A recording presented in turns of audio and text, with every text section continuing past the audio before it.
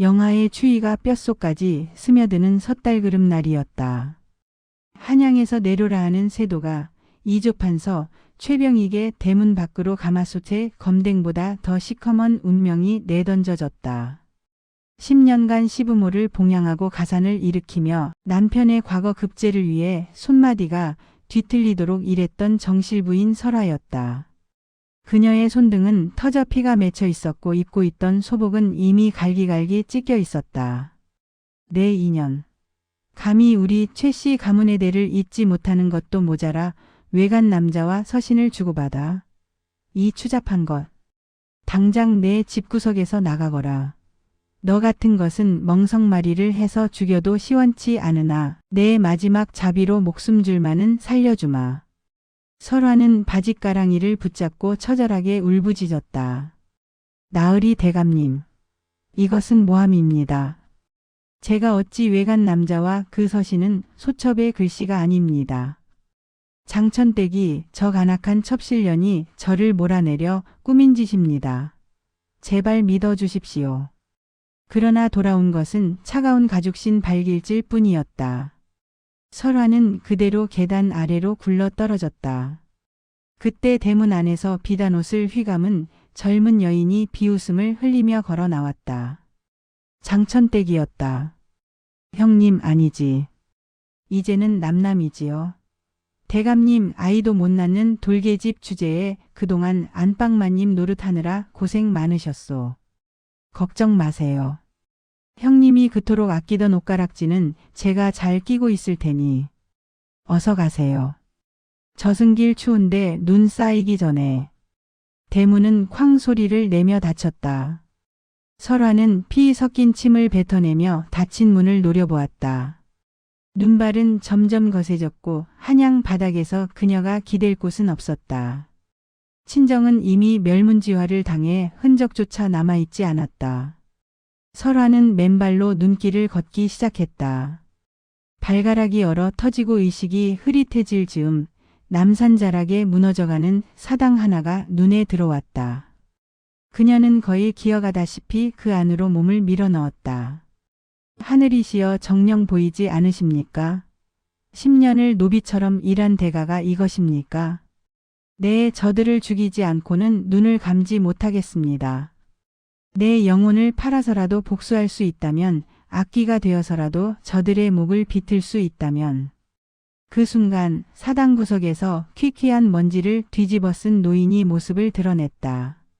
노인의 눈은 사람의 것이 아닌 듯 기이한 빛을 띠고 있었다. 원한이 깊구나. 그 깊은 원한이 죽어가는 내 명주를 붙잡고 있어. 너 정말 복수를 원하느냐? 단순히 저들을 죽이는 것이 아니라 저들이 가진 모든 것을 빼앗고 발밑에서 기게 만들고 싶으냐? 설화는 망설임 없이 고개를 끄덕였다. 누구신지는 모르오나 예, 그렇습니다. 저들의 심장을 씹어먹을 수만 있다면 무엇이든 하겠습니다. 노인은 낮게 웃었다. 좋다. 너의 가문, 파평 윤씨 가문이 멸문당할 때 사라졌던 보물지도를 내가 가지고 있다. 그리고 내 몸속에는 내가 모르는 기이한 영역이 흐르고 있지. 지난 10년의 고통이 너의 그릇을 키웠다. 이제부터 너는 죽은 설화가 아니다. 이 나라 상권을 쥐락펴락하는 거상, 무명으로 다시 태어나는 것이다. 노인은 품속에서 낡은 비급과 황금으로 된 인장을 꺼냈다. 그것은 전설로만 내려오던 상단의 왕을 상징하는 증표였다. 그 순간 설화의 눈빛이 달라졌다. 절망으로 가득 차 있던 눈동자 깊은 곳에서 푸른 불꽃이 일렁이기 시작했다. 그로부터 3년의 세월이 흘렀다. 한양의 풍경은 많이 달라져 있었다. 이조판서 최병익은 이제 호조판서의 자리를 노리며 승승장구하고 있었고 장천댁은 정실부인 자리를 꿰차고 앉아 온갖 사치를 누리고 있었다. 얘야, 이번에 명나라에서 들어온 비단이 그렇게 곱다며? 운무상단의 물건이 아니면 취급도 하지 말거라. 돈은 얼마가 들어도 상관없으니. 운무상단. 3년 전 갑자기 나타나 조선의 비단과 약재, 심지어 고리대금업까지 장악해버린 신비의 상단이었다. 그 상단의 주인은 얼굴을 가린 채 활동하는 여인으로 사람들은 그녀를 운주라 불렀다. 부인, 이번에 호조판서 자리에 오르려면 영의정 대감께 드릴 뇌물이 만만치 않소. 운무상단의 주인에게 연통을 넣었으니 오늘 그분을 모시기로 했소. 극진히 대접해야 하오. 그날 저녁 최병익의 저택에서는 화려한 연회가 열렸다.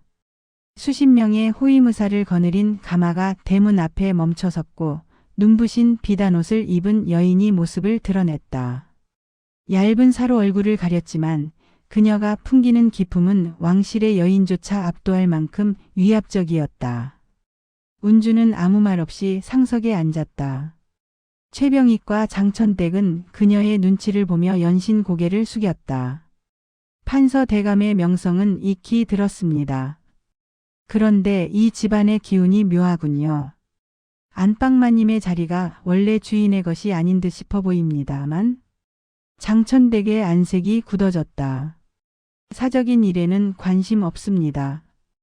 호조판서 자리가 탐나시다고요. 은자 10만 냥을 빌려드릴 수 있습니다. 대신 담보가 필요하지요. 담보라면 무엇이든 말씀하십시오. 대감의 관직 임명권과 소유한 모든 전답의 문서입니다. 기한 내에 갚지 못하면 대감은 하루아침에 알거지가 될 겁니다. 감당하실 수 있겠습니까? 탐욕에 눈이 먼 최병익은 주저없이 인장을 찍었다. 가면 뒤에서 운주는 차갑게 미소 지었다. 사냥감이 스스로 덫에 들어온 순간이었다. 그날 이후 최병익의 집안에는 불길한 일들이 이어졌다. 장천댁이 아끼던 보석들이 하나둘 사라지더니 그녀의 방에서 외간 남자와 주고받은 듯한 밀서들이 발견되기 시작했다. 3년 전 설화에게 씌웠던 누명과 똑같은 수법이었다. 이게 왜 내 방에 있는 거야? 누가 이런 짓을 한 거냐?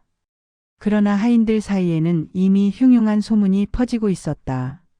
설상가상으로 최병익이 마련한 10만 냥의 뇌물은 영의정에게 닿기도 전에 부정부 뇌물로 고변되어 의금부의 조사가 시작되었다.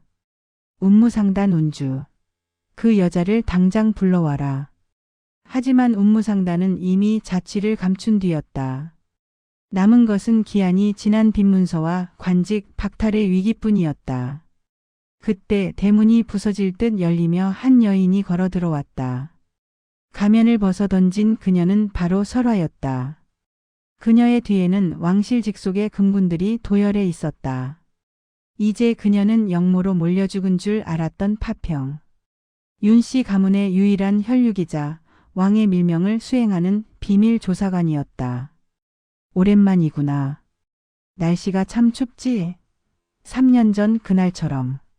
최병익은 넋이 나간 얼굴로 그녀를 바라보았다. 너 설화?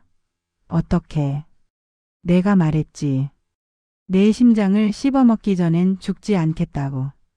설화는 그가 찍은 인장을 들어보였다.